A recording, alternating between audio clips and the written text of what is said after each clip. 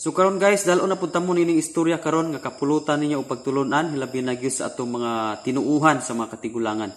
So kini istorya kini ni Pilimon nga gitaris. Kini si Pilimon nga gitaris namatay. Onya pagkahuman og lubong kini pamilya miulo sa panimalay. Onya gituuhan nila nga si Pilimon mubalik anang pagkagabi og mukuting og gitar. Sumuto nga ang gitar wa gud nila gipadala. Ila gyud tong gibilin ang gitar kay kuno og mingawon si Pilimon muuli ra sa panimalay nila. Unya mukuting sa gitar. Naaba na ang kanang gitar guys. Gibutang nila sa taludtod sa ligi. Kay may tinuuhan sila nga ibutang anang taludtod sa ligi. Pagkatuang gabi mubalik daw tong namatay. Unya mukuting sa mong gitar. So gibutang dito. Unya wa gud sila mga tulog anang gabi una. Nga nagpaabot gid sila nga mukuting ng gitar. So karon pag abot og alas 12 mikuting man gyud ang gitar.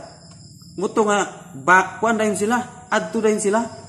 Ila da yung giawagan tong area ng ibutangan nila sa gitar, sa taludtod sa ligi. Karon kay may nakita man sila nga naa day galagas-lagas nga mga ilaga. Nahapitan day itong gitar, mo day itong nibagting kay nagsanay din mga ilaga. Dito ni agis gitar, mo day itong nikuting. Unya, niyon tong ginikanan, sa tanawa lagi. Si Pilimon nagpaulong ilaga ra, kay gimingaw sa siyang gitar. So, guys, kini nahimong murag kalatawan apan aduna kitay mapulot nga lesson niini nga ang Biblia nagaingon gyud nga ang patay dili na mobalik diya sa Job chapter 7 verse 7 to 9 paabot sa 10 nga ang patay dili na makapauli sa panimalay o dili na makailabisan gani ang iyang kaugalingon nga dapit.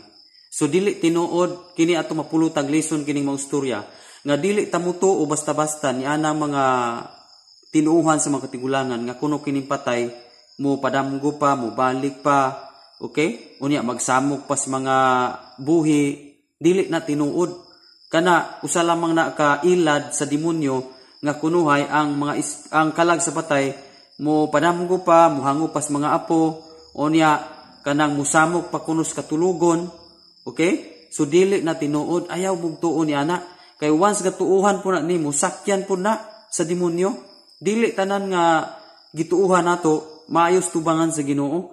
Kanang maayos tubangan sa Ginoo, kanang nakauyon sa pulong sa Ginoo. So, sulayan lang basa ninyo guys diya sa Job chapter 7 verse 9 to 10. Sulay basa diha, di ba? Wala gipatay nga mubalik. So walay iyong kalag nga mubalik para magsamok sa mga buhi. Dili na siya tinuod. Kinsa man dayon ang murag namang ingon gon nga nagpadamgo mangud sila pastor, tinuod yun na nga mubalik kay nagpadamgo kuno gihangop ang apo. Unya nakita gud na dito sa damgo nga mao gito itsura atong minahal na kinabuhi nga bitaliwan. Munang gituuhan nila nga tinuod gyud nga nadyoy kalag nga mubalik. Dili na sa tinuod. Ilad na sa ni Satanas. Atong mabasa diya sa ikaduhang Korinto 11 bersikulo 14. Dili katingad-an mato diya nga dili katingad-an kay bisan si Satanas makausob siya, pwede siya magpakaanghel sa kahayag. So kayang gamiton ni Satanas, kaya niyang gamiton ang itsura sa mga minahalatos kinabuhi ng bitaliwan, iyang kopyahon tong mga itsura, o niya ipakita niya sa atua. Okay? Diya sa mga damgo, diya sa mga pananahon, kaya na niyang mabuhat, ipakita niya sa atua.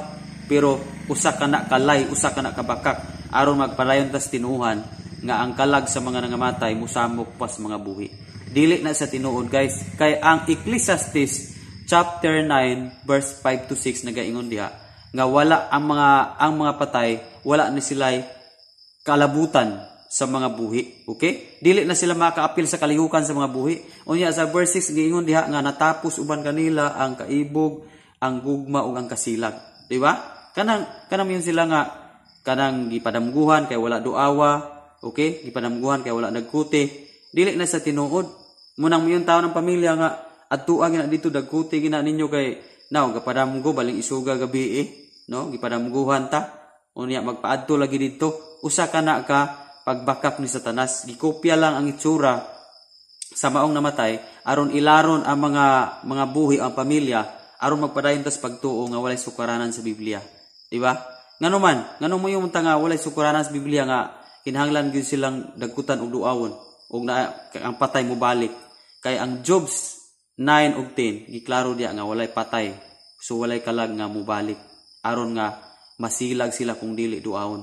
Okay? Iklaro diya sa Ecclesiastes 9 verse 6 nga natapos uban kanila ang kasilag. Kaibog ug gugma. Okay? So wala na sila kasilag. Oh, sa to pa kanang muhangop diha unya masuko kung dili duawon, sa to pa rin nasilag pa na sila.